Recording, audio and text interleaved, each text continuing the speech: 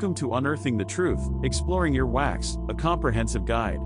In this informative video, we will delve into the fascinating world of earwax and uncover some surprising facts. So, let's get started. Did you know that earwax, also known as cerumen, is produced by the ceruminous glands in our ear canal? Its primary function is to lubricate and protect the delicate skin of the ear. But that's not all it does. Earwax also helps to trap dust, debris, and even insects that may try to enter our ears. Yes, insects. Contrary to popular belief, earwax is not always a bad thing.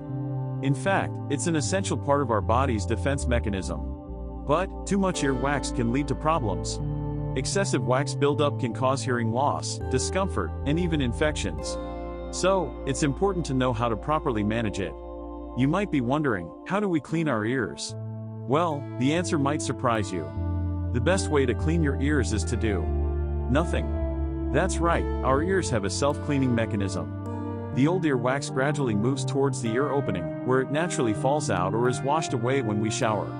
But what if you do have excess earwax? Well, don't worry. There are safe methods to remove it. One option is to use over-the-counter ear drops specifically designed to soften and loosen the wax. Another option is to visit your doctor, who can safely remove the wax using professional tools. Remember, it's crucial to avoid inserting cotton swabs, bobby pins, or any other objects into your ear canal. This can push the wax deeper, potentially causing harm or even perforating your eardrum. So, resist the temptation and leave the cleaning to the natural process or a medical professional. In conclusion, earwax serves a vital purpose in our body's defense system. While excess wax can cause problems, proper management and understanding can help maintain healthy ears. If you found this video informative, we invite you to subscribe to our channel for more fascinating insights. Thanks for watching and take care of your ears.